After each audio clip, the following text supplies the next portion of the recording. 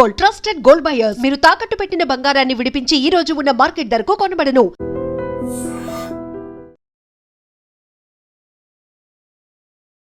నమస్కారం, welcome to I dream. ధర్మ మార్గం విత్ విజిత కార్యక్రమానికి స్వాగతం.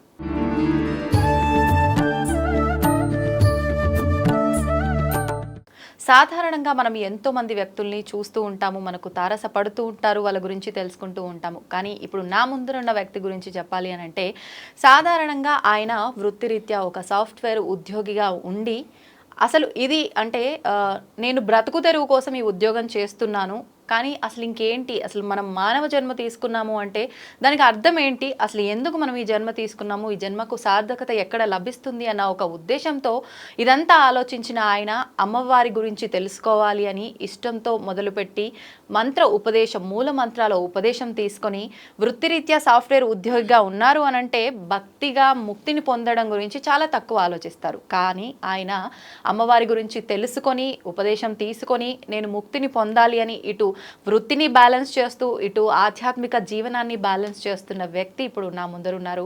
ఆయన శ్రీ విద్యా గ్రంథ రచయిత పసుమర్తి వెంకట దుర్గా సుబ్రహ్మణ్యం గారు. ఇప్పుడు వారితో మాట్లాడి లలిత సహస్రనామాల గురించి కానివ్వండి, శ్రీ విద్య గురించి కానివ్వండి, వారు స్వతహాగా ఒక 4 పుస్తకాలు కూడా రాయటం జరిగింది. అసలు ఆ పుస్తకాల్లో ఏమున్నాయి, రాయాల్సిన సందర్భాలు ఎందుకు వచ్చాయి, ఇవన్నీ కూడా ఆయనతో మాట్లాడి తెలుసుకునే ప్రయత్నం చేద్దాం. నమస్కారం అండి.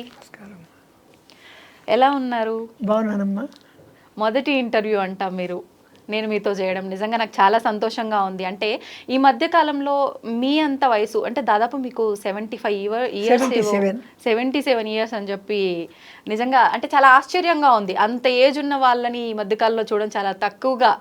ఎందుకంటే ఉమ్మడి కుటుంబాలు కాస్త డివైడ్ అయిపోయి పెద్దవాళ్ళు ఊర్లో ఉండటము, అక్కడి వరకే చిన్న కుటుంబం, వైఫ్ అండ్ హస్బెండ్, పిల్లలు ఉండే విధానం ఎక్కువగా చూస్తున్నాం ఈ మధ్యలో. మీలాంటి వాళ్ళు చెప్పే విషయాల్లోంచి మనం మంచి చెడులు నేర్చుకునేది ఎక్కువగా ఉంటుంది, కానీ వాటికి దూరం అయ్యాం. ఈరోజు నేను మీతో మాట్లాడుతున్నంటే నాకు చాలా సంతోషంగా ఉంది. అలాంటి విషయాలన్నీ కూడా మీతో తెలుసుకోవచ్చు అనే ఆనందం నిజంగా. అయితే ముందుగా మీ గురించి మనం మాట్లాడుకుందాం, ఎందుకంటే మన ప్రేక్షకులందరికీ మీ గురించి కూడా తెలియాలి కదా. అందుకని మీరు 19 ఏళ్ల వయసులోనే మీరు ఆల్రెడీ అప్పటికే ఉద్యోగంలో ఉండి అమ్మవారికి సంబంధించిన మంత్రాలు ఇవన్నీ కూడా ఒక 5 మంత్రాలు ఉపదేశం తీసుకున్నారని చెప్పి విన్నాను. సాధారణంగా ఊళ్ళల్లో విలేజ్లో ఉన్న వాళ్ళకి అక్కడ వాళ్ళ వ్యవసాయ పనులు వాళ్ళ వృత్తి వాళ్ళు చేసుకుంటూ, లేదు అంటే ఉద్యోగంలో ఉన్న వాళ్ళ ఉద్యోగం వాళ్ళు చేసుకుంటూ ఇదే ఆలోచన ఉంటుందే తప్ప మళ్ళీ అక్కడి నుంచి ఇంకొక మార్గంలోకి వెళ్ళాలనే ఆలోచన చాలా తక్కువ మందిలో ఉంటుంది. మీకెందుకు ఈ ఉపదేశం తీసుకోవాలనిపించింది? నేను వృత్తి యొక్క ఉపాధి కోసం విజయనగరం జిల్లా గరివిడి దగ్గర శ్రీరామనగర్ అనే ఒక ఫ్యాకర్ అంటారు దాన్ని. అక్కడ ఉద్యోగాన్వేషణలో కొండా రామనాథరావు గారు ఆ ఫ్యాక్టరీలో ఒక ఆఫీసర్, ప్రొడక్షన్ కంట్రోలర్. ఓకే. వారింటికి వెళితే వారి ద్వారా ఉద్యోగం లభిస్తుంది అని చెప్పి నన్ను కొందరు స్నేహితులు ప్రోత్సహించారు. వారి ఇంటికి వెళ్ళాను. ఆ రోజున ఎవరున్నారో ఇంట్లో ఎవరున్నారో నాకు తెలియదు, కానీ కొండా రామనాథరావు గారి భార్య, ఆవిడ భార్య అక్కడ కూర్చున్నారు, ఇంకెవరితో మాట్లాడుతున్నారు. నేను వెళ్ళాను, నమస్కారం అండి అని చెప్పాను. నా మొగం చూస్తూ ఎవరు నాయనా నువ్వు అన్నారు. నాకు ఉద్యోగం కావాలి, మీ ఇంటికి రామనాథరావు గారిని కలవమన్నారు. వారిని కలవడానికి వచ్చాను. అసలు నువ్వేం చేస్తావు, ఏం చేస్తావు? చదువు పూర్తి చేసుకున్నాను. చదువు అంటే అప్పటికి మెట్రికులేషనే. చదువు పూర్తి చేసుకున్నాను, అందుచేత నాకు ఉద్యోగం కావాలి, మా ఇంట్లో ఉండిపోమన్నారు. మరి ఎందుకు ఉండిపోమన్నారు నాకు తెలియదు, కానీ మరి ఏమిటి అక్కడ వెనకాల ప్రేరణ, ఏ దైవం యొక్క ప్రేరణ కానీ నేను ఉండిపోయాను. వారింట్లో చిన్న సంచితో వెళ్ళాను.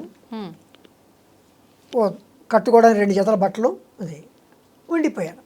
ఆ రోజు వారింట్లో భోజనం చేశాను. రాత్రి అక్కడే వారు నాకు అన్ని ఏర్పాటు చేశారు పడుకోవడానికి. అది కంపెనీ ఇచ్చిన ఇల్లు, కొంచెం పెద్దది.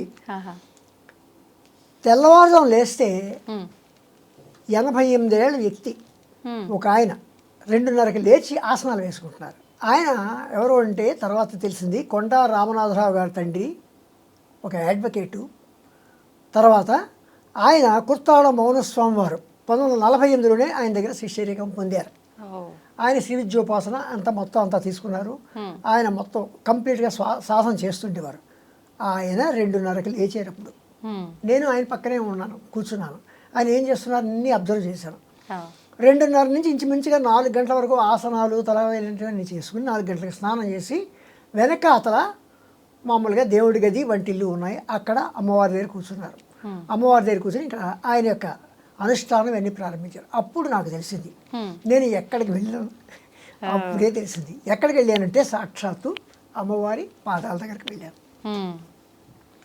సరే ఈ రకంగా ఆ రకంగా వాళ్ళ ఇంట్లో ఉన్నాను, నాకు మంచి మంచి ప్లేసే దొరికింది, ఒక దైవ సన్నిధి దొరికింది, ఉద్యోగం ఇప్పిస్తాను వాళ్ళు కూడా హామీ ఇచ్చారు. అంటే ఇక్కడ నేను అప్పుడు ఊహించాను, అప్పుడు చిన్న వయసు, నాకు తినడానికి దొరికింది, ఉండడానికి దేవుణ్ణి ప్రార్థించుకోవడానికి దొరికింది అని సంతోషించుకున్నాను. అంటే భుక్తి ముక్తి అని నాకు అంత అంత గొప్ప లాంగ్వేజ్ నాకు రాదు. అప్పుడు వారు ఏం చేశారంటే ఇలాగ కొన్నాళ్ళ పాటు ఖాళీగానే ఉన్నాను, వారికి ఏదైనా చిన్న చిన్న సాయం చేస్తుండేవాడిని. ఒక రోజుని కొండ ఆయన భార్య ఎవరైతే ఆసనాలు వేసుకున్నారో కొండ కోటయ్య గారు, ఆయన భార్య కూడా ఆవిడకి కూడా దాదాపు 80 ఏళ్ళు ఉంటాయి. ఆవిడ కింద కూర్చున్నారు, కింద మామూలుగానే కూర్చున్నారు. మనం కూర్చొని ఈ రోజులో కూర్చోలేము, అటువంటి కిందనే కూర్చున్నారు. ఇలా రాని దగ్గర పిలిచారు. పిలిచిన తర్వాత దేవుడు నమస్కారం చేసుకుంటావా అన్నారు. నమస్కారం చేసుకున్నాను. అలాగే వారి వెనకాతల ఆయన అగ్నికార్యం చేసేవారు. ఆ టైంలోనే మేము తెల్లవారుజాము లేచి బ్రాహ్మణులు అంటే అగ్నికార్యం చేయడం, వైశ్వదేవం ఇలాంటివన్నీ చేస్తుంటారు. అంటే హోమమా అగ్నికార్యం? హోమం, అందులో హోమం చేయడం అగ్నికార్యం అంటారు. తర్వాత వైశ్వదేవం కూడా చేస్తారు. సంధ్యావందనం ఇలాంటివన్నీ చేసుకుని అమ్మవారికి కూడా సేవించుకుంటారు.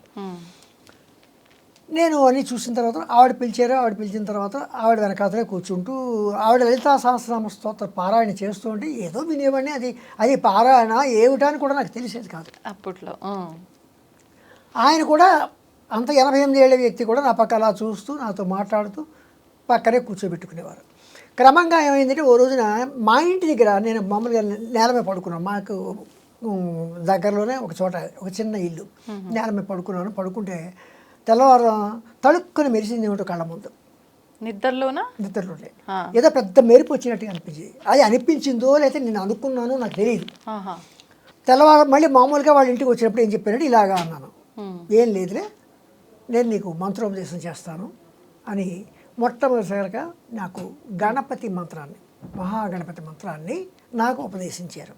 అది రాసిచ్చారు, ఉపదేశించారు. వారికి ఉపదేశించే హక్కు ఉంది, అర్హత ఉంది కనుక నాకు ఆ గణపతి మంత్రాన్ని ఉపదేశించారు. ఇది జాగ్రత్తగా చేసుకో, ఇది కొంచెం ఒక వారం రోజులు చేసుకున్న తర్వాత నీకు బాలా త్రిపుర సుందరి మంత్రాన్ని చెప్తారు. ఆ రకంగా వారింట్లో గణపతి, బాలా త్రిపుర సుందరి, శక్తి పంచాక్షరి, చివరిసారిగా పంచదశి, ఈ 4 మంత్రాలు నాకు ఉపదేశం ఇచ్చారు వారే. అదే సమయంలో ఆయన కొడుకు కొండ రామనాథరావు గారు అని చెప్పి ఉద్యోగం కోసం వెళ్ళారు కదా, ఆయన ఫ్యాక్టరీలో ఇంటర్వ్యూకి తీసుకెళ్లారు. ఉపదేశం అయిపోయిన తర్వాత ఉపదేశం ఇది మామూలే, ఇది జరుగుతుంది. తీసుకెళ్ళారు. అక్కడ ఆయన ఏం చేశారంటే మామూలుగా ఇంటర్వ్యూ జరిగింది. ఆ ఇంటర్వ్యూలో కూడా కొంచెం నాకు తెలిసిన ఆ వయసుకు తెలిసిన రకంగానే నేను ఆన్సర్ చేశాను. వాళ్ళకి నచ్చింది, నాకు ఉద్యోగం ఇచ్చారు. అంటే అక్కడ భుక్తి, ఇక్కడ వీరి దగ్గర ముక్తి, నాకు 2 కూడా సమకూరే కనుక అలా కొన్నాళ్ళు ఉన్నాను. అప్పటికి వారు ఏం చేశారంటే IBM వారి కొన్ని మిషన్స్, అంటే ఆ రోజు పంచికార్డ్ డేటా ప్రాసెసింగ్ అంటారు, అది అకౌంటింగ్ పర్పస్ ఆ కంపెనీ తెచ్చుకుంది అద్దెకి. అవి రెంట్కి తెచ్చుకుంటారు. ఆ రోజుల్లో IBM రెంట్కి ఇచ్చేది హై బేసిస్ మీద. ఆ డిపార్ట్మెంట్లో ఆయన డేటా ప్రాసెసింగ్ ఆఫీసర్గా వాళ్ళే అపాయింట్ చేశారు, ఆ కంపెనీ వాళ్ళే. ఆయన నన్ను ఏం చేశారంటే క్లార్క్గా నన్ను తీసుకున్నారు ఆ డిపార్ట్మెంట్లో. ఆ తర్వాత ఏమైందంటే నేనే అప్పటికి కలకత్తా IBM తోటి కొంచెం చిన్న పరిచయం ఏర్పడింది. ఆ ట్రైనింగ్ అయితే బాగుంటుందని చెప్పి unit record machine operator course, ఈ రోజు దాన్ని ప్రోగ్రామరు అంటారు. కంట్రోల్ ప్యానల్ వైరింగు, డిఫరెంట్ రిపోర్ట్స్కి వైరింగ్ చేయడం, ఇలాంటివన్నీ కంట్రోల్ ప్యానల్ వైరింగ్ ఉండే ఆ రోజు. ఆ రకంగా నేను ఆయన ద్వారా ఆ కంపెనీ స్పాన్సర్షిప్ మీద కలకత్తాలో 1972లో నేను IBM వారి దగ్గర ట్రైనింగ్ అయ్యాను. అది నా సాఫ్ట్వేర్ యొక్క అంటే ఈ కొండ రామనాథరావు గారు నాకు సాఫ్ట్వేర్ ఫీల్డ్లోకి అడుగు పెట్టించారు. ఆయనే నాకు ఈ కంట్రోల్ ప్యానల్ వైరింగ్ ఇవన్నీ కూడా శ్రద్ధగా అక్కడ ట్రైనింగ్ అయ్యింది. అప్పుడు నాకు ఏమైందంటే అనుకోకుండా నేషనల్ ఇన్స్టిట్యూట్ ఆఫ్ ఓషనోగ్రఫీ గోవాలో ఈ వర్క్ తోటి నాకు అక్కడ ఇంటర్వ్యూ వచ్చింది.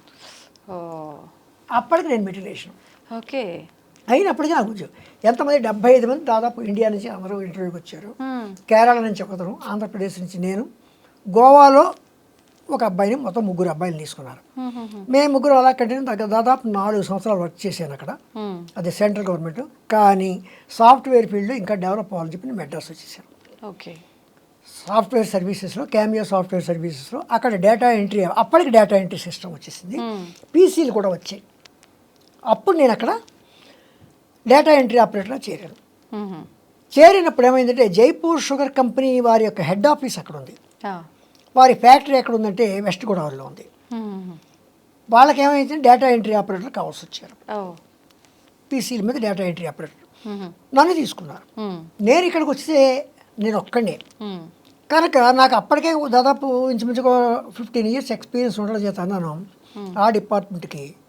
మన హెడ్ ఆఫ్ ది డిపార్ట్మెంట్ కావచ్చు, ప్యూన్ కావచ్చు, క్లార్క్ కావచ్చు, అన్నీ ఆ హోల్ అండ్ సోల్ నన్నే చేశారు. నన్నే చేసి నాకు తెలుసున్న పరిచయంతో ఈ కొండా రామనాథరావు గారు తీసుకున్న శిక్షణతోటి ఆ డిపార్ట్మెంట్ డెవలప్ చేసి 10 మంది స్టాఫ్ మెంబర్స్ వచ్చే స్థితికి నేను డెవలప్ చేసి ప్రోగ్రామింగ్ కూడా నా అంతటి నేను ఆ కంపెనీకి వచ్చిన ప్రోగ్రామర్స్ ద్వారా నేను ప్రోగ్రామింగ్ పికప్ చేశాను. అది నాకు ప్రోగ్రామింగ్ కంప్యూటర్లో అప్పట్లో DBase 3+ ప్రోగ్రామింగ్. ఆ తర్వాత DBase 3+ నుంచి PLSQL, D2K, తర్వాత SQL server, .NET, SQL server, C# అని ఈ లెవెల్ వరకు నేను సాఫ్ట్వేర్ ఇంజనీర్గా ఎదుగుతూ వచ్చాను. ఓకే. ఓకే. 2017లో నాకు స్మార్ట్ ఫోన్ చేతికి వచ్చింది. అప్పుడే కొనుక్కున్నాను, అంతవరకు కొనుక్కోలేదు. స్మార్ట్ ఫోన్ కొనుక్కున్నాను కనుక కొంచెం మంచి విషయాలు చెప్పాలి అని చెప్పి ఏం చేశానంటే లలితా సహస్రనామ పుస్తకం తీసి ఒక్కొక్క నామానికి నేను చిన్న చిన్న సంక్షిప్తార్థాలతోటి కొంచెం కొంచెం ప్రిపేర్ చేసి అందరికీ పంపిస్తూ క్రమంగా దాని వ్యాఖ్యానం కింద రాసుకుంటూ వచ్చాను. ఓకే. అంటే ఎందుకు వచ్చింది మీకు ఆలోచన? మంచి విషయాలు అందరికీ చెప్పాలి, వాట్సాప్లో మెసేజ్లు పంపించాలి, రకరకాల మెసేజ్లు వస్తుండేవి. నేను ఒక మంచి పని చేయాలని చెప్పి లలితా సహస్రం రోజు ఒక 2 నామాలకి నాకు అప్పటికే కథలు రాయడం, డ్రామాలు రాయడం, పద్యాలు రాయడం కొండా కోటయ్య గారి ద్వారా నేర్చుకున్నాను, ఎవరైతే మంత్రాలు నేర్పారు. అలాగే కథలు రాయడం, డ్రామాలు రాయడం నాకు మొదటి నుంచి అలవాటు. రాస్తూ ఉండేవారు ఎప్పుడు రాస్తూ. ఎటువంటి కథలు? ఎటువంటి కథలు అంటే అవి ఎన్ని పాపం జానకి, సరోజోపాఖ్యానం, ఊహాహర్మ్యం. అంటే ఇవి దేని నుంచి బేస్ చేసుకొని రాసేవారు? ఇవి దేని నుంచి అంటే నేను ఊహించుకుంటూ ఆంధ్రప్రభకి, ఆంధ్రపత్రికకి వాటికి పంపిస్తుండేవాడిని. నేను ఊహించుకుని రాసేవాడిని, ఒక సంఘటన ఊహించుకుని, ఒక జీవితాన్ని ఊహించుకుని రాస్తుండేవాడిని. ఓకే. ఓకే. అలాగే డ్రామా రాజా పురుషోత్తమ, ఆ డ్రామాలో నేను పద్యం రాస్తే మా గురువు గారు నాకు పద్యాలు కరెక్ట్ చేసేవారు. రాజా పురుషోత్తమ, అలెగ్జాండర్కి, పురుషోత్తముడికి, ఇలాగ నేనేమైందంటే ఆ రచన నాకు ఆ రచనా వ్యాసంగంలో కొంచెం చెయ్యి తిరిగి ఉండడం చేత ఈ నామాల మీద కొంచెం పట్టు వచ్చిన చేత ఎలా రాయాలో, ఏ పద్ధతిలో రాయాలో అంటే వ్యాసాలు రాయడం, ఉపోద్ఘాతం ఎలా రాయాలి, దాన్ని ఎలా ముగించాలి, ఎలాగ మనం అందరికీ చెప్పాలి అనే ఒక ఐడియా మీద నేను చేశానంటే లలితా సహస్రనామ స్తోత్రం రాసుకుంటూ వచ్చాను. ఇప్పుడు అంటే ఆల్రెడీ నామాలు, స్తోత్రాలు ఇవన్నీ కూడా ఉన్నాయి. అంటే మీరు రాసిన ప్రత్యేకత ఏంటి? దాంట్లో ప్రత్యేకించి మీరు ఎలా రాశారు? ప్రత్యేకత అంటే నేను అప్పటికే తెలుసుకున్నది ఏంటంటే లలితా సహస్రం వసిన్యాది వాగ్దేవతలచే, వసిని, కామేశ్వరి, మోదిని, విమల, అరుణ, జయిని, సర్వేశ్వరి అనేవాళ్ళు వీళ్ళు వసిన్యాది వాగ్దేవతలు. అమ్మవారు వీళ్ళని పిలిచి నామాలు రాయించుకుంది. అంటే అమ్మవారిని చూసి వర్ణించిన వాళ్ళ, రాసిన వాళ్ళ? వాళ్ళే రాశారు. ఓకే. అంటే వీళ్ళెవరు? అమ్మవారి యొక్క అంశ. శ్రీచక్రాన్ని మనం తీసుకుంటే శ్రీచక్రంలో 7వ ఆవరణ ఖడ్గమాల ప్రకారం సర్వరోగహార చక్రం అంటారు. ఆ సర్వరోగహార చక్రంలో వీళ్ళు వసిన్యాది వాగ్దేవతలు వసిని, కామేశ్వరి, మోదిని, విమల, అరుణ, జయిని, సర్వేశ్వరి, కౌళిని అనేవాళ్ళు రహస్య యోగినులు. ఈ రహస్య యోగిని అమ్మవారు పిలిచి నా నామాలు రాయండి, ఈ మొత్తం 14 లోకాల్లో జపాలు, తపాలు ప్రస్తుతం అయితే చేస్తున్నారు, ముందు చేయలేకపోవచ్చు. రాను జనజీవనం ఎలా ఉంటుందంటే అంతా కంప్లీట్గా త్వరితగతిని ముందుకు వెళ్ళిపోవాలి. ఎక్కడ భోజనం చేయడం, అక్కడ ఉద్యోగానికి పారిపోవడం, ఇలాగ ఉంటుంది. ఉరుకులు పరుగులు జీవితం గడపవలసి వస్తుంది. ఇలాంటి గడప వస్తున్నప్పుడు రాను రాను కలియుగంలో ఇవన్నీ మరిచిపోయే పరిస్థితి వస్తుంది. కనీసం నా నామాన్ని స్మరణ చేస్తే చాలు, వారికి ముక్తి లభిస్తుంది. తర్వాత నా నామాలు నాకు చాలా ఇష్టము. ఎవరైతే వీటిని నామాలతో నన్ను స్తుతిస్తారో దానివల్ల నేను చాలా సంతోషపడి వారికి ముక్తిని ప్రసాదించుతాను అని చెప్పి అమ్మవారు ఏం చేసిందంటే, ఈ 14 లోకాల్లోని అందరి కోసం కూడా ఆవిడ తన నామాలు రాయమని తన అంశలోని, అంటే తనలోనే ఒక చక్రం ఉంది, సర్వరోగహర చక్రం, అంటే 7వ ఆవరణ. ఆ 7వ ఆవరణలోని ఈ 8 మందిని పిలిచి అడిగింది. వాళ్ళు వాగ్దేవతలు. ఆ నుంచి క్ష వరకు ఉన్న అక్షరాలకు వాళ్ళే దేవతలు, వాళ్ళే ముఖ్య దేవతలు. ఇంకా ఉన్నారు దేవతలు, కానీ వీళ్ళు 8 మందికి 8 గ్రూపులు. ఆ నుంచి ఆహా వరకు, కా నుంచి జ్ఞ వరకు, చా నుంచి ఇణ వరకు, టా నుంచి నా వరకు, తా నుంచి నా వరకు, పా నుంచి మా వరకు, యారా లావా శేష సహాళక్ష అని 2 గ్రూప్, మొత్తం 8 గ్రూపులకి 8 మంది వసిన్యాది వాగ్దేవ. ఈ అక్షరాలు ఏంటండి మీరు చెప్పినవి? సంస్కృత అక్షరాలు. మనం నిత్యం అంటే వీటికి దేవతలకు సంబంధం ఏంటి? సంబంధం ఉంది. ఏంటి? అమ్మవారే మాతృకా వర్ణ రూపిణి. ఈ అక్షరాలు కదా మనం పలుకుతున్నాం. అవును. ఈ అక్షరాల కూర్పే కదా మన మాటలు వస్తున్నాయి. ఈ అక్షరాల కూర్పే కదా సకల గ్రంథాలు వెలువడుతున్నాయి. కనుక వీళ్ళందరూ కూడా అక్షర దేవతలు. ఒక్కొక్క అక్షరానికి ఒక్కొక్క దేవత ఉంది. అమృత, ఆకర్షణి, ఇంద్రాణి, ఈశాని, కాళరాత్రి అంటే కాక్కగా గాయ, ఇలాగా 51 సంస్కృత అక్షరాలకి, అందుకే అమ్మవారిని మాతృకా వర్ణ రూపిణి అని కూడా అన్నారు. వీళ్ళు 10 దేవతలు.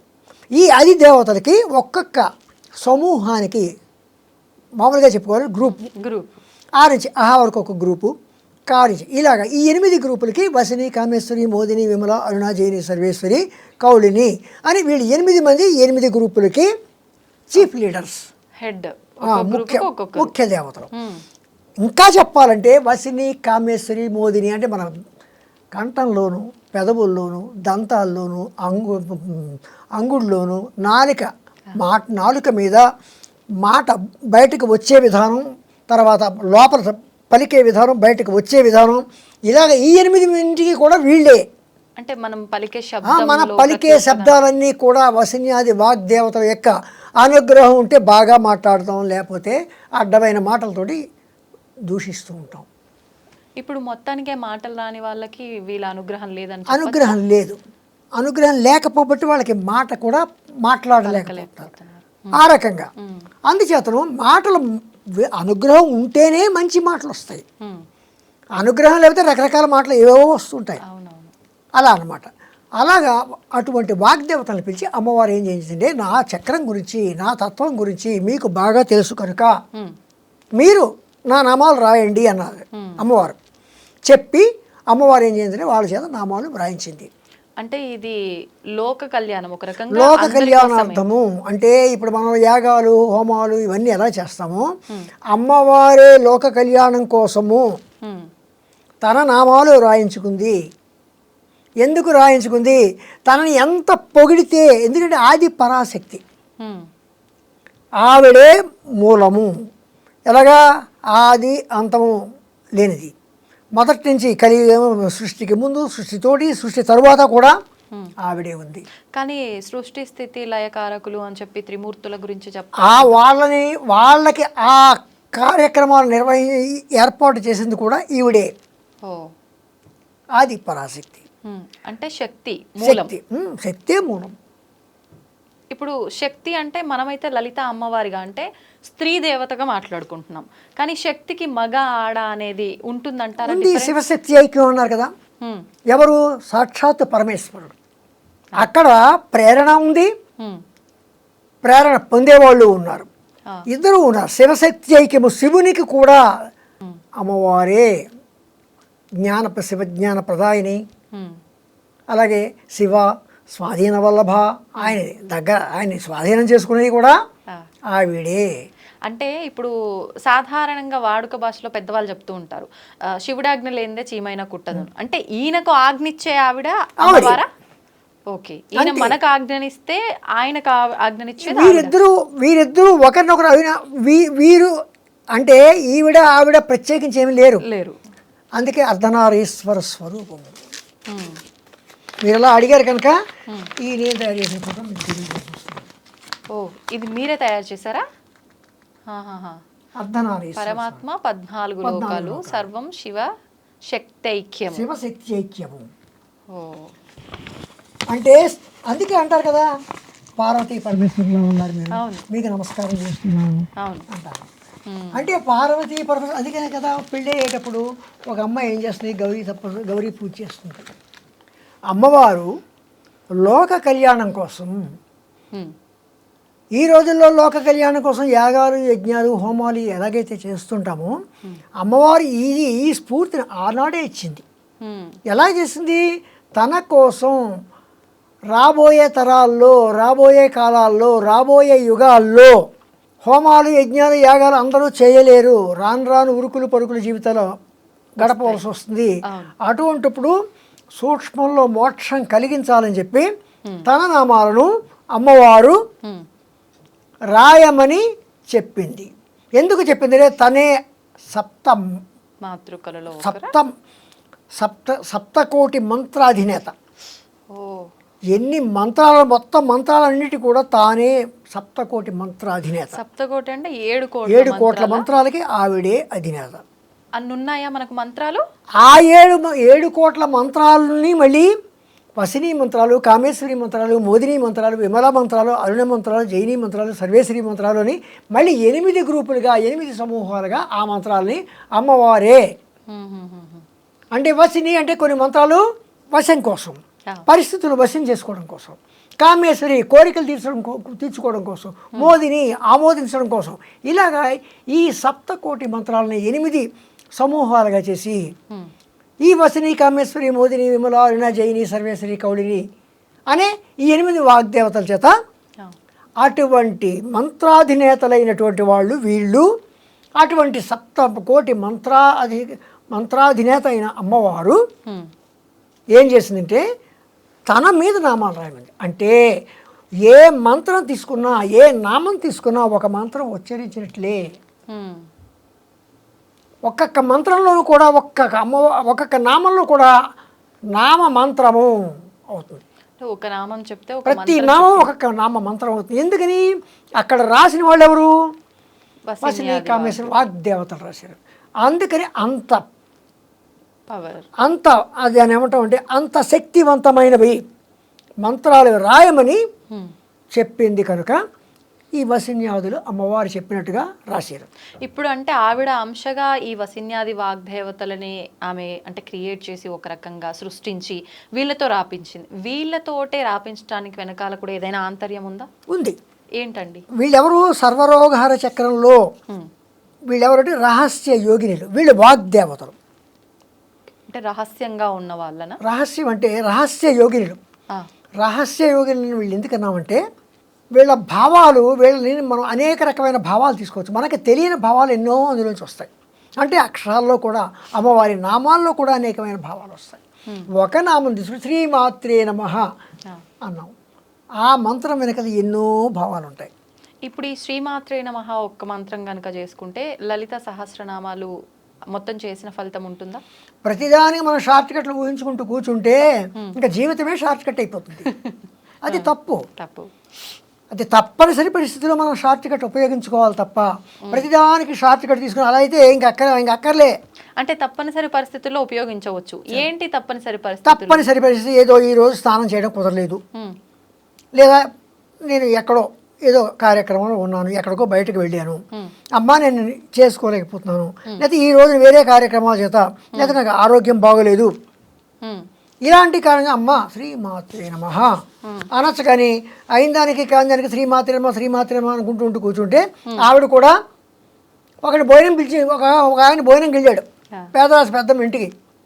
ఆవిడ భోజనం పెడుతోంది. ఏమని పెట్టింది? నాన్న ఇదే కూర అనుకో, ఇదే పప్పు అనుకో, ఇదే చారు అనుకో, ఇదే ఇది బూరి అనుకో అని. అంటే వడ్డించిన ఒక్క దాంట్లోనే పంచభక్ష పరమాన్నాలు అన్నీ ఒకే రూపంలో చూపించేస్తుంది. అన్నం ఇదే పప్పు అనుకో, ఇదే కావాలి తినేసాడు ఆయన.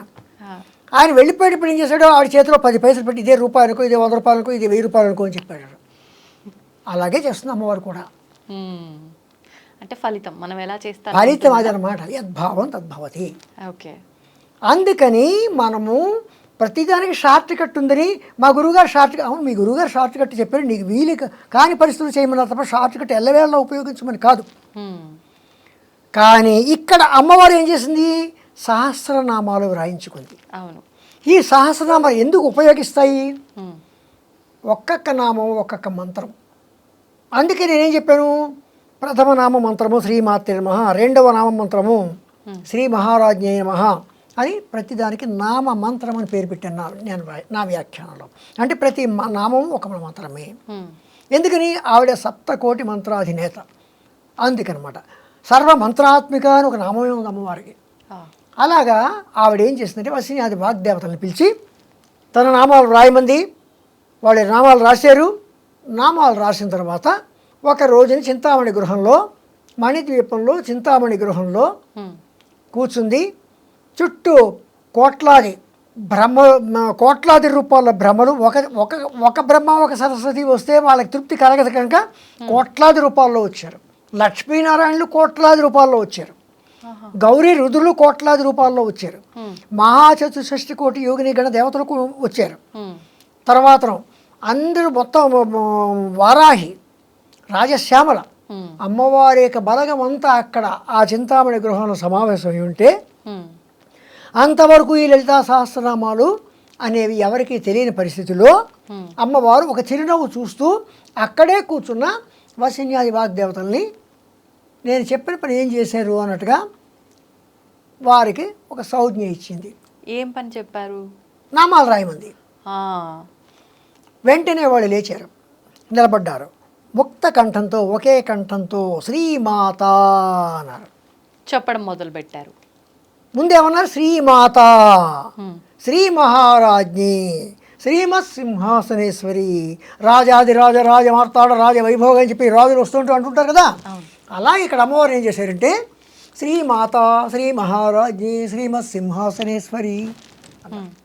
ఇంకేముంది, ఆవిడ ఒక్కసారి ఆవిడ తబ్బిబ్బు అయిపోయింది. చూస్తోంది, నవ్వుతోంది. ఇంకా ఏం చెప్తారో అని. చిదగ్నికుండ సంభూత, నువ్వు ఇలా పుట్టేవమ్మా, ఎక్కడి నుంచి పుట్టావో, చైతన్యాగ్నిలోంచి పుట్టేవమ్మా. ఎందుకు పుట్టేవమ్మా, దేవకార్య సముద్యత.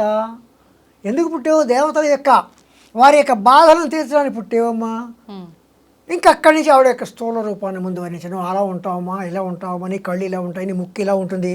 ఎలాగా, చతుర్బాహు సమన్విత, రాగస్వరూప పాశాఢ్య, క్రోధాకార అంకుశోజ్వల, మనోర్గుపేక్షు కోదండ, పంచతన్మాత్ర సాయక, నిజాలన ప్రభాపూర మధ్య బ్రహ్మాండ మండల, చంపకాశోక పున్నాగ సౌగంధిక లసత్కజ, కురువింద మణిశ్రేణి, ఇవన్నీ పొగుడుతున్నారు. ఈ శిరోజాలమ్మ, శిరోజాల యొక్క వాసన, మల్లె పుష్పాలు ఇవన్నీ తీసుకుని వాటి వాసన చెప్పుకుంటున్నాయి. ఈ ముక్కు ఎలా ఉంది, సంపంగి మొగ్గలా ఉంది, అప్పుడే ఇచ్చిన సంపంగి మొగ్గలా ఉంది. ఈ కళ్ళు ఎలా ఉన్నాయి, చేపలు, చేప పిల్లల్లో ఉన్నాయి. ఎలాగా, ముఖచంద్రకళంకా విశేష వదనస్మరమాంగలి గృత వక్త్రలక్ష్మీ పరివాహ చలన్ మీనాభలోచన. అమ్మవారి యొక్క సౌందర్యమైన ఈ ముఖంలో, ఆ ప్రవాహంలో వక్త్రలక్ష్మీ పరివాహ చలన్ మీనా, చేప పిల్లలు కదులుతున్నట్టుగా ఉన్నాయి ఆ కళ్ళు. ఎంత మంచి వర్ణన. వక్త్రలక్ష్మీ పరివాహ చలన్ మీనాభలోచన, నవచంపక పుష్పాభనాసాదండ, అప్పుడే ఇచ్చిన నీ ముక్కమ్మ సంపంగి మొగ్గలా ఉందమ్మా అంట మనం. అలాగే నవచంపక పుష్పాభనాసాదండ విరాజిత, తారాకాంతి తిరస్కారి నాసాభరణం. అమ్మా నీ ముక్క ఎలా ఉందంటే శుక్ర నక్షత్రం కన్నా, అంటే నక్షత్రాలన్నిటికన్నా కాంతి చెందిన శుక్ర నక్షత్రం కన్నా ఇంకా దేదీప్యమానంగా, ఇంకా కాంతులు, తారాకాంతి తిరస్కార నాసాభరణం వాసన, కదంబ మంజరీ క్లుప్త కర్ణపూర మనోహర. నీ చెవులు ఎలా ఉన్నాయి, కదంబ పువ్వులు, అంటే కదంబ మంజరి క్లుప్త కర్ణపూర మనోహర అంటే కదంబం అంటే కదంబ పుష్పాలు. పుష్పం. ఆ, ఈ కదంబ పుష్పాలు ఇక్కడ గుర్తులు ఉన్నాయట. కదంబ మంజరి క్లుప్త కర్ణపూరం తాటంక యుగళీభూత. సూర్య చంద్రులు ఇద్దరు కూడా ఇక్కడ అమ్మవారికి తాటంకములు, చౌకమ్మలు. చెవి దుద్దులు. తాటంక యుగళీభూత తపనోడప మండల పద్మరాగ శిలాదర్శ పరిభావి కపోరము. ఈ రెండు ఎలా ఉన్నాయంటే ఒకటి అద్దంట, ఒకటేమో పద్మరాగ మణిలాగా నున్నగా ఎలా ఉన్నాయంటే పరమేశ్వరుడు తన ఈ ఇందులో తన ముఖాన్ని చూసుకుంటున్నట్టు తన అందం ఎలా ఉందో అని చెప్పి అమ్మవారి యొక్క ఈ కపోల ఇక్కడ ఒక్కసారి. అందుకే శంకరాచార్యుల వారు ఏమన్నారంటే ఈ గడ్డంట పరమేశ్వరుడికి పిడిట. ఈ పిడి పట్టుకుని ఇలా ఇలా తిప్పుకుంటున్నట్టు, ఇక్కడి పక్క చూసుకుంటున్నట్టు ఇటు పక్క చూసుకుంటున్నట్టు తన అందాన్ని. అలాగా పద్మరాగ శిలాదర్శ పరిభావి కపోలము నవవిద్రుమ బింబసేన కార్యదనచ్చద. అప్పుడే సాన పట్టిన వజ్రము పగడము, అప్పుడే పండిన దొండ పండు లాంటి పెదవులు, నవవిద్రుం బింబసేన కార్యదనచ్చద శుద్ధ విద్యాంకురాకార ద్విజవంతి ద్వయోశ్వర. అమ్మవారిని పొగుడుతున్నాయి ఈ నామాలతోటి. అలాగే మనం నామాలు చదువు, మీరు అన్నారు ఇందాక ఈ నామాల వల్ల ఒక ప్రయోజనం ఏమిటి అని. వాళ్ళు చేసినట్టుగా వాళ్ళు చదివినట్టుగానే తప్పు లేకుండా మనం కూడా, అంటే మనం అంత వర్ణించినట్టుగా మనమే దాన్ని ఎంజాయ్ చేస్తూ గనక మనం భక్తితో చేస్తేనే ఫలితం ఉంటుందేమో కదా. అలా ఉండదు. ఏదో మాట వరుసకి అందుకే కూడా దార్శుడి తప్పు దండంతో సరే ఈ నామాలన్నీ అయిపోయిన తర్వాత యదక్షర పద భ్రష్టం మాత్ర హింసేత్ భవేత్ తత్సర్వం క్షమితాం దేవి ప్రసీద నమోస్తుతే అని కూడా అంటాం. అవునవును. అంటే అంటే తప్పు ఏమైనా ఉంటే క్షమించని. మన ఇంటికి ఎవరైనా వచ్చారు అన్నీ భోజనం చేసి వెళ్ళిపోతుంది, ఏమైనా అండి మీకు కూరలు బాగోపోయినా చారులు బాగోపోయినా ఏమనుకోకండి అంటాం కదా. అలాగా ఉంది, కానీ తప్పు లేకుండా చదవాలి.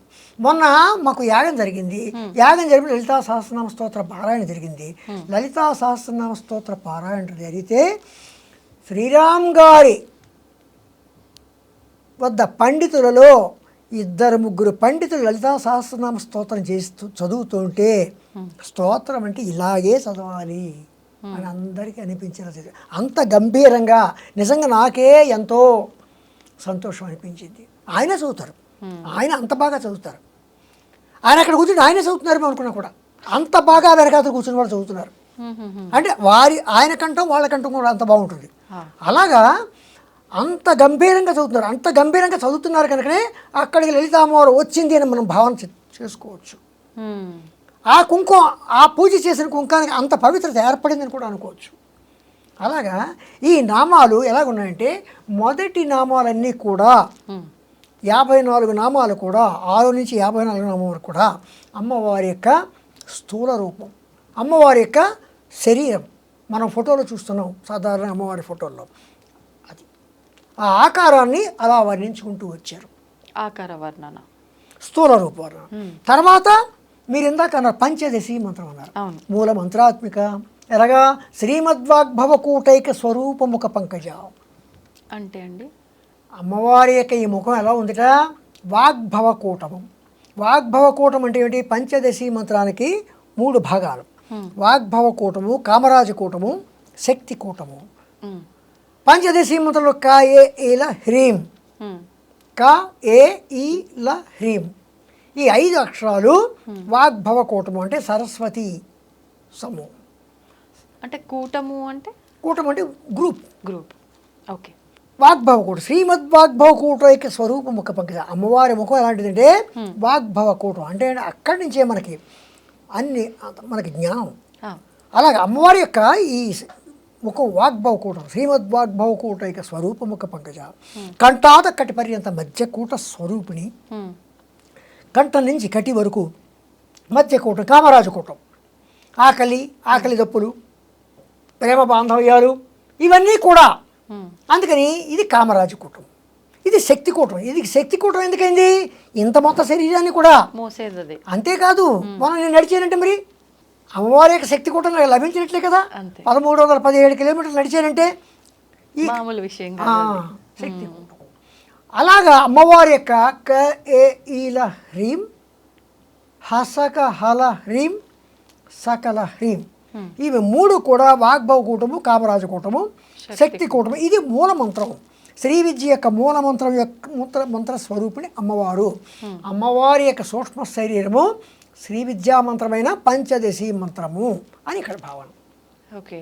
శ్రీమద్ వాగ్భవకూటైక స్వరూపముఖ పంకజ కంఠాదకటి పర్యంత మధ్యకూట స్వరూపిణి శక్తి కూటైకతాపన్న కక్షతో భాగధారిణి మూల మంత్రాత్మిక మూలకూటత్రయ కళేబర. ఇదంతా పంచదశి మంత్ర వర్ణన.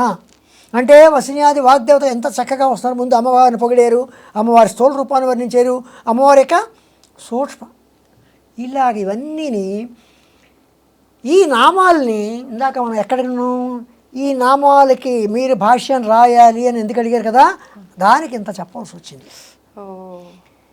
ఈ నామాలకి వసిన్యాది వాగ్దేవతలు రాశారు, ఇంత క్రమంగా రాశారు కనుక ఈ నామాలకి ఇంత పాపులారిటీ వచ్చింది, ఈ నామాల్లో ఉన్న భావం ఇంత వచ్చింది. అందుకే శ్రీ లలితా సహస్రనామ స్తోత్రాన్ని శ్రీ లలితా సహస్రనామ శాస్త్రము అని కూడా అంటాం. శాస్త్రము అని కూడా చెప్పచ్చు. ఎందుకంటే సకల శాస్త్ర సర్వ మంత్ర ఎలాగనంటే ఛందస్సార శాస్త్రసార మంత్రసార తలోదరి అనే అమ్మవారిని ఛందస్సార శాస్త్రసార అని కూడా అన్నాం అమ్మవారిని. అమ్మవారికి ఆ నామాలు ఉన్నాయి.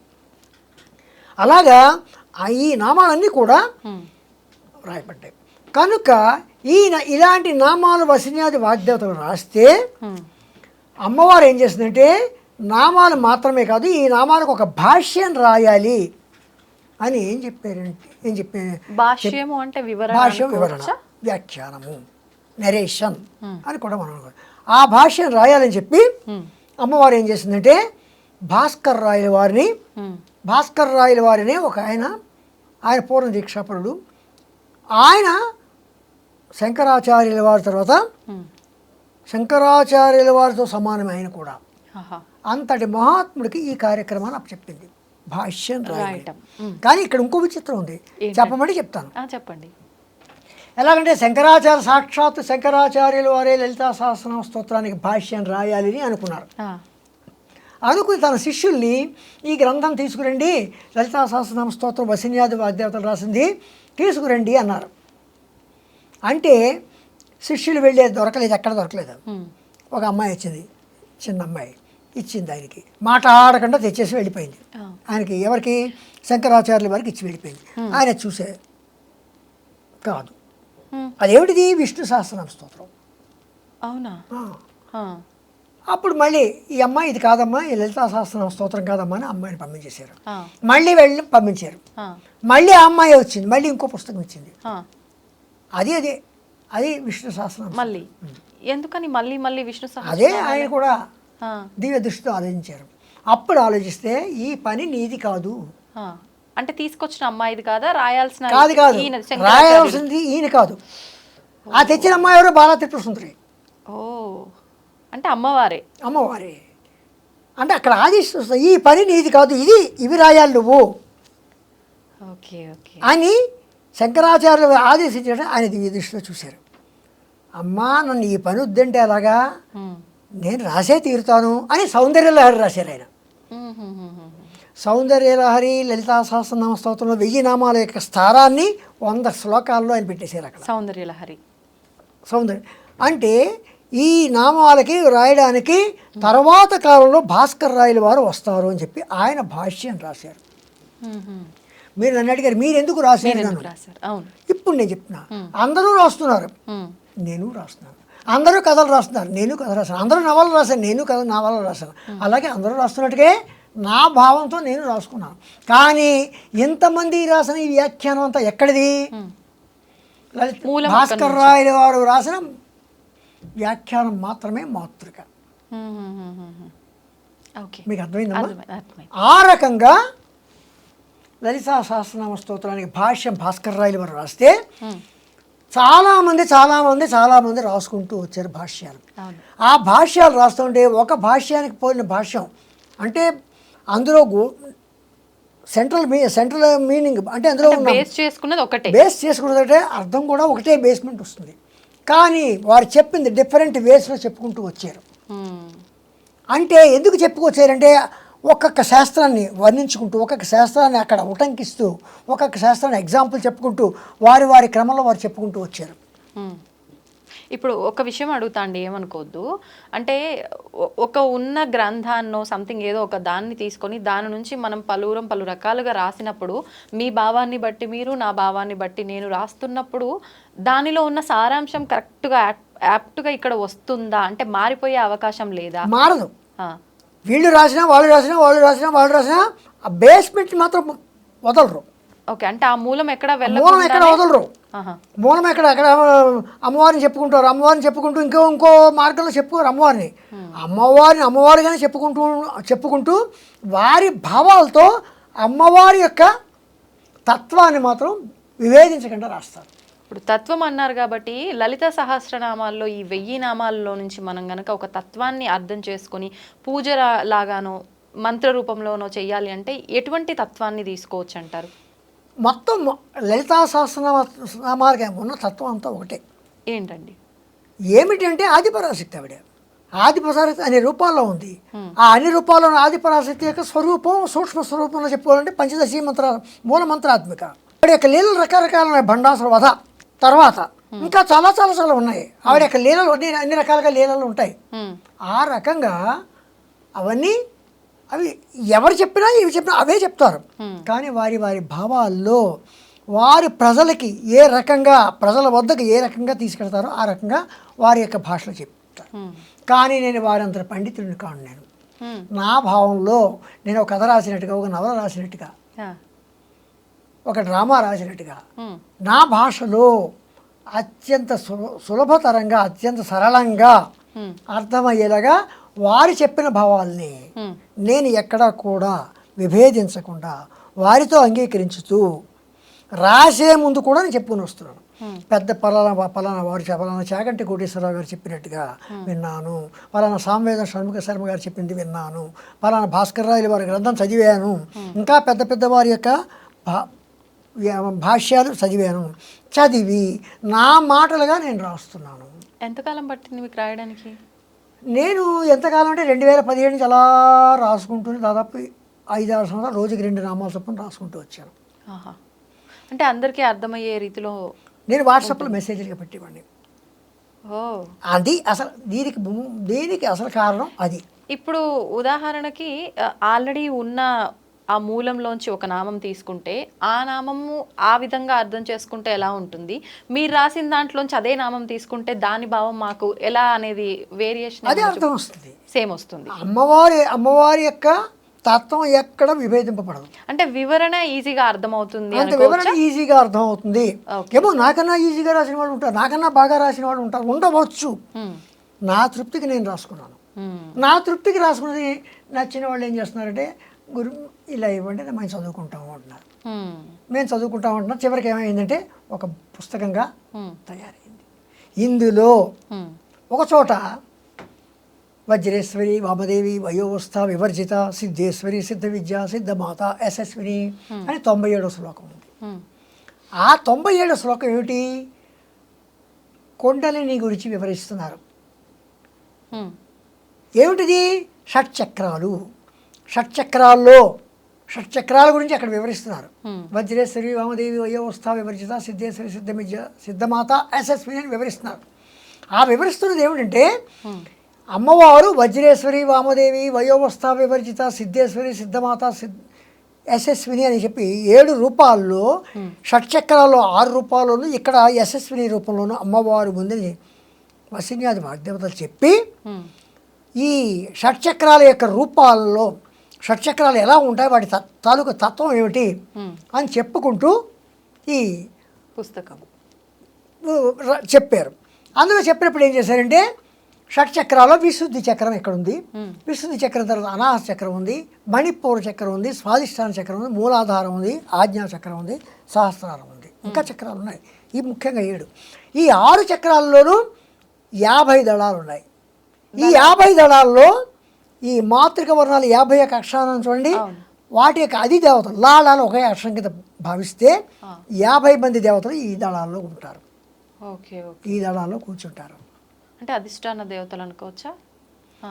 అక్షరాధిష్టాన దేవతలు. అక్షరాధిష్టాన వాళ్ళు కూర్చుంటే అమ్మవారు మధ్యలో వజ్రేశ్వరి వామదేవి వయోవస్థ వివర్జిత సిద్ధేశ్వరి సిద్ధమాత యశస్విని అని అమ్మవారు ఆ పద్మాలు, ఇవన్నీ పద్మాలు, ఆ పద్మం మధ్యన అమ్మవారు కూర్చుంటుంది. సహస్రాలలో అమ్మవారు ఇక్కడ కూర్చుంటే ఈ 50 మంది దేవతలు అనులోమం విలోమంలో 10 సార్లు, అంటే అనులోమం 50 విలోమం 50 వెళ్ళి మళ్ళీ 10 సార్లు అంటే 1000 సార్లు, అంటే ఈ సహస్రానికి 1000 దళాలు కనుక ఈ 1000 దళాల అమ్మవారు ఉంటే అందులో యశస్విని రూపంలో అమ్మవారు ఉంటుంది. అంటే అమ్మవారు ఈ మంత్రాది ఈ అక్షరాది దేవతలందరూ కూడా మధ్యలో అమ్మవారు కూర్చుంటుంది. అందుకే అమ్మవారు మూల మంత్రాత్మిక అని కూడా చెప్పబడింది. ఓకే. ఇప్పుడు అంటే చాలా వరకు అన్ని రకాల మంత్రాలు అందరూ చేయడానికి వీల్లేదంటారు. ఇప్పుడు ఇవి మాత్రం తీసుకుంటే నామాలు, కానీ ఒక్కొక్క నామం ఒక మంత్రంతో సమానం. ఏదేమైనప్పటికీ ఇది అమ్మవారికి సంబంధించిన ఒక విషయం అని చెప్పొచ్చు.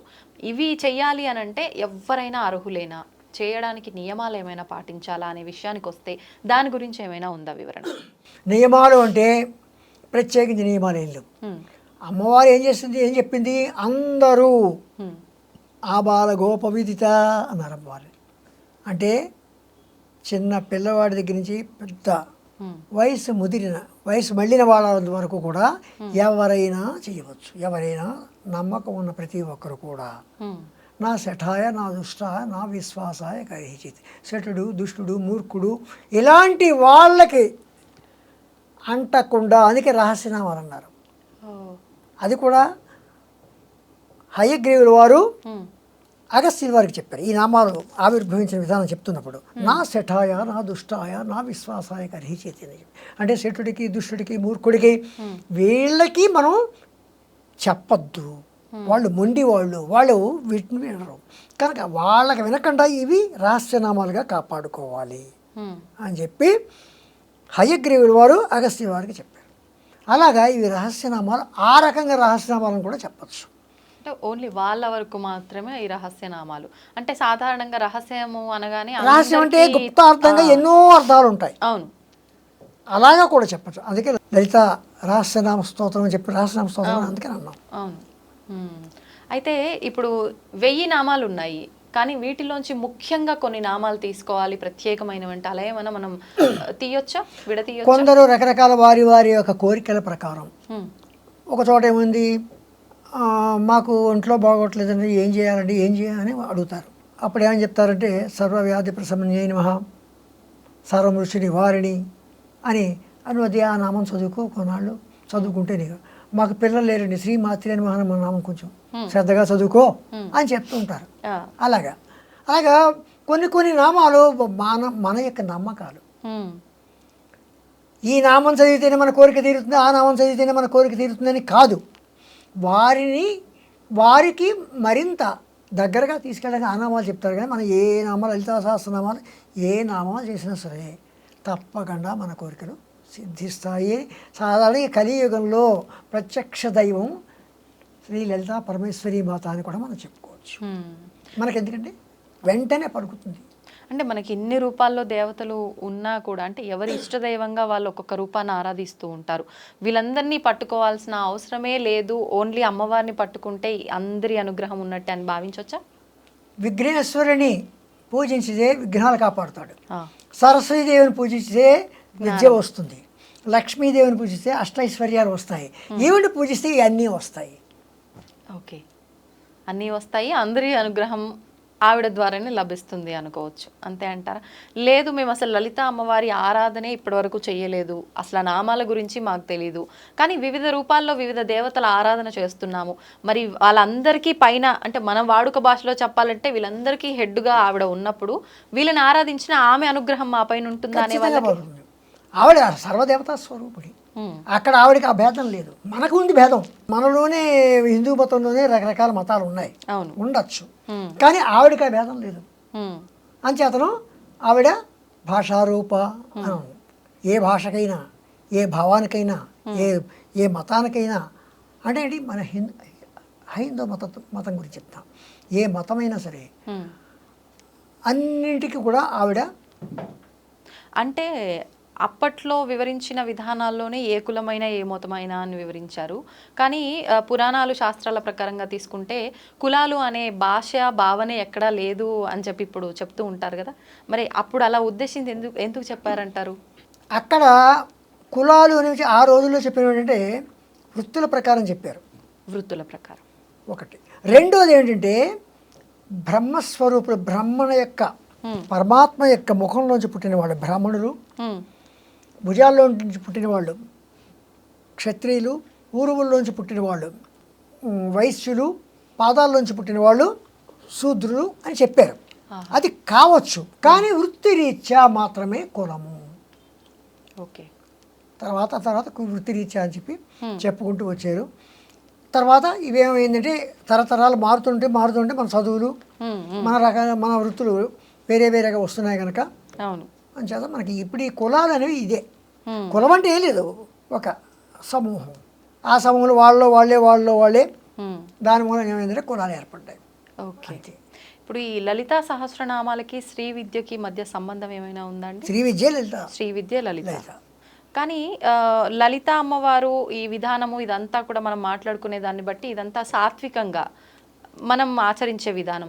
శ్రీ విద్య అనగానే తంత్రము అనే రకంగా మాట్లాడుతూ ఉంటారు కదా, అదంతా అదేమిటంటే శ్రీ విద్య అనేసరికల్లా అనుష్ఠానపరంగా మంత్రానుష్ఠానపరంగా మనం అమ్మవారిని సేవించే విధానాన్ని శ్రీ విద్య అంటాం.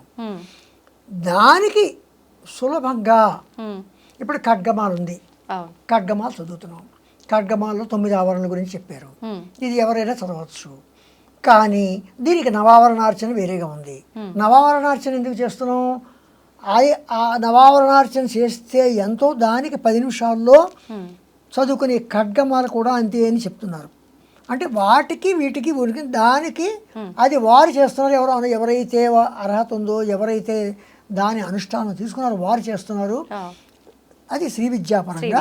ఖడ్గమాల పరంగా అయితే ఇది ఖడ్గమాల మామూలుగా ఎవరైనా చేసుకోవచ్చు. ఇలాంటివి ఉంటాయి. అంటే మీరు అన్నట్టుగా ఉపాసన తీసుకొని ఒక దీక్షలాగా చెయ్యాలి నిత్యం అనుకునే వాళ్ళు ఈ రకంగా శ్రీ విద్యాపరంగా వెళ్ళాలి. లేదు మేమంతా నార్మల్గా ఎటువంటి నియమాలు ఇవన్నీ లేవు చేసుకుంటాము అనుకుంటే ఖడ్గమాల ప్రకారం కానీ లేదా సహస్రనామ పారాయణ కానీ లేదా శతనామ పారాయణ కానీ ఇలా ఏవో పారాయణలు చేసుకోవచ్చు. స్తోత్రాలని మనం పారాయణ చేస్తాం. ఇప్పుడు ఈ సహస్రనామ పారాయణ చేయాలి అని అంటే పర్టికులర్గా ఒక సమయం ఏమైనా చూసుకోవాలంటారా? నా ఉద్దేశంలో అయితే ఇది కూడా అమ్మవారిని స్తుతించడమే కనుక ఎప్పుడు పెడితే అప్పుడే స్తుతించుకోవచ్చు. కాకపోతే ఏంటంటే మన పద్ధతి ప్రకారం ఏంటంటే బాత్రూమ్కి వెళ్ళిన బట్టలు కాకుండా శుచి శుభ్రత మాత్రం పాటించాలి. అలా చూసుకొని మనది మనకు కరెక్ట్ అనిపిస్తే మనం చేసుకోవచ్చు. ఇప్పుడు లలితా అమ్మవారి ఆరాధన మీరు చెప్పినట్టుగా ఈ సహస్రనామాలు ఇవన్నీ చేసుకుంటూ శ్రీచక్ర రూపంలో ఆరాధించవచ్చా? ఎవరైనా చేయొచ్చా? లేదు అంటే ఇందాక మీరు అన్నట్టుగా శ్రీ విద్యా ఉపాసకులు మాత్రమే? ఇక్కడ శ్రీచక్రం అనేసరికల్లా అది ఉపాసన పరంగానే వస్తుంది. ఎందుకంటే ఒక శ్రీచక్రం అంటే మేరు ప్రస్థానం తీసుకుంటాం.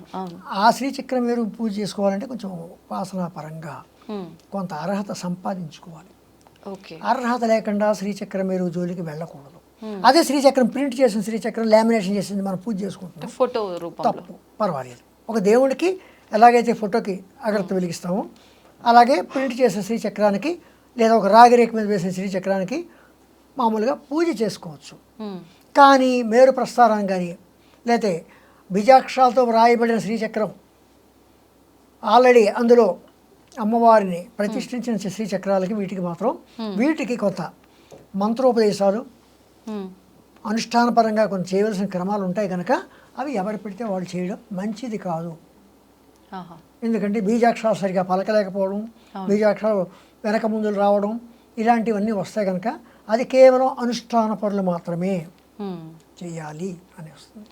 ఓకే. అంటే ఇప్పుడు ఇందాక మీరు ఆల్రెడీ చెప్పున్నారు, మనం గనక ఈ సహస్రనామాలు అందరూ చదవాలి, సమయంతో పని లేదు, ఏదైనా తప్పులు ఉంటే ఆఖరణ మన్నించమని ఎలాగూ వేడుకుంటాం, కానీ తప్పులు చదవకుండా మాత్రం చెయ్యాలి అని చెప్పి తెలియకుండానే అది నోరు తిరగటంలో కానివ్వండి, ఏదో రకంగా తడబడటమో ఆ తప్పులు అనేది దొర్లుతూనే ఉంటాయి. కానీ ఇవి నామం కాబట్టి తప్పుపోయినా పర్లేదు అనుకోవచ్చా? లేదు నామంతో కూడి ఉన్న మంత్రాలు అనుకున్నాం కాబట్టి ఇది దోషంగా మారుతుందంటారా? ఏమైనా దోషంగా మారుతుందా అంటే ఒక విషయం తప్పు అంటున్నారు, రైట్ అంటున్నారు. రామునితో కపివరుండిట్లనియే, రామునితో కపివరుండిట్లనియే. బాగుంది కదా, వినడానికి బాగుంది కదా. రాముని తోక పివరుండిట్లని అంటే ఎలా ఉంటుంది చెప్పండి? అసలు అర్థమే మారిపోయినట్టు. మరి ఇది అలాంటి ఇది అలాంటిది కదా. అవును. అప్పుడు ఒకసారి ఆ నామం మనం విరవకోవడం చోట విరిచి అయితే ఇంకో నామంలో ప్రథమాక్షరం ఈ నామంలో కలిపి ఇంకోటి చేస్తే అది దోషణ కింద కూడా రావచ్చు, భూషణ కింద కాకుండా. అది తప్పు కదా.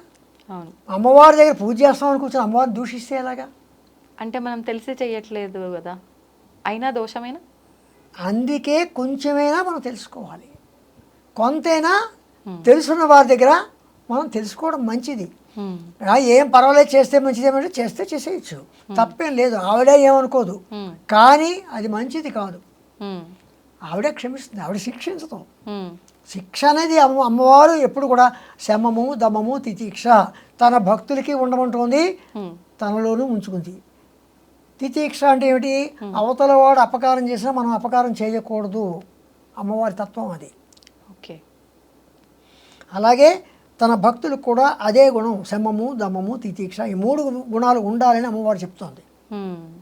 ఆ గుణాలు ఉండాలి. శ్రీ విద్యో అంటే అమ్మవారిని ఎవరైతే పూజించుతున్నారో ఎవరిని దుర్భాషలాడకూడదు, ఎవరిని ఏమీ అనకూడదు, వీలైనంత వరకు కూడా ఒకరికి బాధ కలిగేలాగా చేయకూడదు అని చెప్తున్నారు. ఓకే. ఇప్పుడు ఈ లలితా సహస్రనామాల్లో సదాశివ కుటుంబిని అనే ఒక నామం అనేది ఉందా?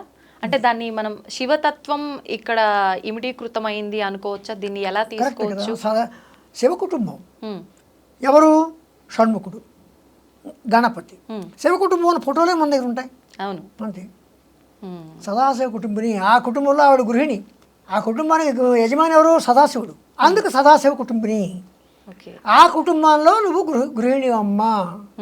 అంత ఆది పరాశక్తి అయినా ఆయన దగ్గరికి వచ్చేసరికల్లా లజ్జా స్వరూపిణి. ఆయన దగ్గర లజ్జ, సిగ్గుపడుతూనే ఒక పెళ్లి కూతురులా కూర్చుంటుంది. ఇప్పుడు ఈ నామం చేసుకోవడం వల్ల ఎటువంటి ఫలితం ఉంటుందంటారు? ఈ సదాశివ కుటుంబిని అనే నామం చేసుకోవడం వల్ల తప్పే. తన కుటుంబంలో కలతలు లేకుండా ఉండాలి అంటే ఆ కుటుంబంతో పోల్చుకున్నాము అన్న భావన కలుగుతుంది మనకి. సదాశివ కుటుంబిని అని ఎప్పుడైతే అమ్మవారి కుటుంబం, అమ్మవారి ఉండి షణ్ముఖుడు, తర్వాత గణపతి, తర్వాత పరమేశ్వరుడు, తర్వాత అమ్మవారు, వాళ్ళు నలుగురు కూడా లోకాన్ని రక్షిస్తున్నారు. అలాగే వాళ్ళు కూడా అన్యోన్యంగా ఉంటున్నారు. కనుక మనం కూడా అన్యోన్యంగా అంటే మంత్రం 10 సార్లు మనం చేస్తున్నామంటే మనం ఎలా ఉండాలి అనే ఒకటి. అంటే మనం అమ్మవారి పూజ చేస్తున్నాం కనుక అబద్ధం ఆడకూడదు, అమ్మవారి పూజ చేస్తున్నాం కనుక అది వేరే ఆలోచన ఉండకూడదు. వచ్చింది కదా, అక్కడ క్రమశిక్షణ ఏర్పడుతుంది కదా, అది అనమాట. అంతేగాని అమ్మవారి పూజ చేసిన మళ్ళీ క్రమశిక్షణ వచ్చేది, మనలో పరివర్తన కలుగుతుంది. ఇప్పుడు మీరు అన్నందుకు నాకు ఒకటి గుర్తొచ్చింది. అంటే అమ్మవారిని పూజిస్తున్నాము, ఆరాధిస్తున్నాము, పారాయణం చేస్తున్నాం కాబట్టి ఇలా ఉండాలి అని మనం కొన్ని నియమాలు పెట్టుకుంటాం. కానీ చేస్తున్నంత సమయం మాత్రమే. తర్వాత యథావిధిగా ఎవరి ఆహార నియమాలను బట్టి వాళ్ళు ఆహారం తీసుకోవడం కానివ్వండి, వృత్తిరీత్యా ఇంకేదో రకంగా వాళ్ళ నిత్యం జరిగే పనులన్నీ కూడా చేస్తూ ఉంటారు. అట్లాంటప్పుడు కొంతమందిలో ఒక చిన్న సందేహం ఉంటుంది. అంటే ఉదాహరణకు మాంసాహారులు, శాకాహారులు తీసుకోండి. శాకాహారులకి ఇంకా ఎటువంటి భయం ఉండదు, మేము ప్యూర్ వెజిటేరియన్గా ఉన్నాము, మేము ఏ టైంలో అయినా ఏమైనా అంటే అమ్మవారి ఆరాధన నామము ఏదో ఒకటి చేసుకుంటాము, మాకు ఫలితం ఉంటుంది. మాంసాహారుల్లో ఒక చిన్న భయం అయితే ఉంటుంది. ఏమని? మేము మాంసాహారులం కాబట్టి పూజ చేసినంతసేపు ఉంటున్నాము, కానీ తర్వాత పూజ అయిపోయిన అనంతరము తర్వాత ఏదో ఒకటి మేము తినేస్తున్నాము, అందుకే మా కోరికలు నెరవేరట్లేదేమో, అమ్మవారికి మా పైన కోపమేమో, ఇలా ఆలోచించే వాళ్ళు కూడా ఉంటారు. ఆ భయం వద్దు, అవసరం లేదు. చెప్పమంటారా? కొండ దేవత ఎవరు? కొండల్లో గ్రామ దేవత ఎవరు? గ్రామ దేవతలకు ఏ ఆహారం పెడుతున్నాం? మనం మాంసాహారం పెడుతున్నాం కదా, మనం తింటున్నాం కదా, తప్పులేదు. అంత మాత్రాన కులరీత్యా, వృత్తిరీత్యా, నీ నియమం రీత్యా నువ్వు శాకాహారి, నువ్వు మాంసాహారం జోలికి వెళ్ళకూడదు. ఇంకొకటి ఏంటంటే మాంసాహారానికి మనిషిలో ఉద్రేకాన్ని పెంచుతుంది, బుద్ధి యొక్క బలాన్ని తగ్గిస్తుంది. మాంసాహారానికి ఉన్న లక్షణం. శాకాహారానికి ఉన్న లక్షణం ఏంటంటే మనిషిలోనూ మాట్లాడే మాటలో కానీ అన్నింటిలోనూ తర్వాత ప్రవర్తనలో కూడా ఒక చక్కని ప్రవర్తన. అందుకోసం మాంసాహారులు శాకాహారులు ఉన్నారు తప్ప శాకాహారం తినడం మాత్రాన్ని అమ్మవారు రక్షిస్తుంది, మాంసాహారం శిక్షిస్తుంది అని ఏం లేదు. ఎందుకంటే కోనలోనూ ఆ దేవతలను, అందుకని అమ్మవారు కౌలాచార సాంప్రదాయం కూడా ఉంది అమ్మవారికి. అవునా? ఉంది కదా. అంటే ఇలా ఎన్ని సాంప్రదాయాల్లో అమ్మవారి ఆరాధన ఉంది? కౌలాచారం వామాచారం దక్షిణాచారం రెండూ ఉన్నాయి. అంటే ఈ రెండు ఆచారం ఎవరు ఏ ఆచారం సాధించినా చేసిన అమ్మవారినే. అంటే ఎవరు ఏ ఆచారాన్ని అయినా తీసుకోవచ్చు, ఆ ఆచారంలో కరెక్ట్గా ఉండడం కరెక్టా లేకపోతే బ్రాహ్మణులు వెళ్ళి కౌలాచారం తీసుకుంటే ఎలా కుదురుతుంది? ఆహా. శాకాహారి వెళ్ళి కౌలాచారం తీసుకుంటే ఎలా కుదురుతుంది? వాడికి మాంసం తినాలని ఉంది కౌలాచారం తీసుకుంటాడా? తప్పు కదా. వాడి వృత్తి పుట్టింది బ్రాహ్మణ కులం కదా. బ్రాహ్మణ కులంలో ఉన్నవాడు కౌలాచారం వెళ్ళి నేను కళ్ళు తాగుతాను, అమ్మవారికి కళ్ళు పడుతున్నాక నేను కళ్ళు తాగుతాను, అమ్మవారికి మాంసం పెడుతున్నాక మాంసం తింటానంటే వృత్తి మన యొక్క జన్మ ఏ జన్మ కనుక అది కుదరదు. Okay okay. అలాగే కొన్ని మంత్రోపదేశాలు తీసుకున్నాడు. మంత్రోపదేశం తీసుకున్న వాళ్ళు ముఖ్యంగా మాంసాహారం స్వీకరించకూడదు. అవునా? స్వీకరించకూడదు. అది ముందే గురువు గారు చెప్తారు మంత్రోపదేశం చెప్పేటప్పుడే. ఆ మంత్రాలు వేరేగా ఉన్నాయి. పరమంత్ర విభేదిని అన్నారు అమ్మవారిని. పరమంత్ర విభేదిని అంటే 7 మంత్రాలు కాకుండా అన్య మంత్రాలు వేరేగా ఉన్నాయి కొన్ని. అటువంటి మంత్రాలు అమ్మవారు విభేదించుతుంది. అలాగే ఆ మంత్రం గల వాళ్ళు అమ్మవారు విభేదిస్తుంది. పరమంత్ర విభేదిని అంటే ఆ మంత్రాలను విభేదిస్తుంది, వాళ్ళని కూడా విభేదిస్తుంది. ఓకే. అంటే మనం తీసుకునే ఆ మంత్ర దీక్షని బట్టి నియమాలు ఉంటాయని అనుకోవచ్చు. మనం తీసుకునే మంత్రాలన్నీ కూడా 7 మంత్రాల్లోనే ఉంటాయి. కొందరు ఏం చేస్తారంటే కొన్ని జాతపడి మంత్రాలు ఇవన్నీ మంత్రాలు ఉన్నాయి నేను అనుకోను, ఉన్నాయేమో. ఒకవేళ ఉంటే అలాంటి మంత్రాలు కానీ ఉంటే నిజంగా వాటి మీద ప్రభావం చూపిస్తున్నది అంటే అమ్మవారు పరమంత్ర విభేదిని. సంతోషం అండి, నిజంగా చాలా సంతోషంగా ఉంది మిమ్మల్ని కలిసినందుకు. చాలా మంచి మంచి విషయాలు తెలుసుకోవడం జరిగింది. వీలుంటే మరొక మంచి వీడియోలో మరిన్ని మాటలు మాట్లాడుకోవాలని చెప్పి ఆశిస్తున్నాను. ధన్యవాదాలు. తవ్వుతూనే శివలింగం సరే దాన్ని అట్లా కప్పేసేయండి, చూపించదండి. Krishna is there. మూర్తి పూజ కాదు, సాక్షాత్ బ్రజేంద్ర నందన భగవాన్ ఉన్నారు మూర్తిలో. ఏమీ ఆశించకుండా ఆరాధించే వాళ్ళు కూడా ఉన్నారా ప్రభుజీ? నిజమైన భక్తి అంటే మనకు తెలియదు కాబట్టి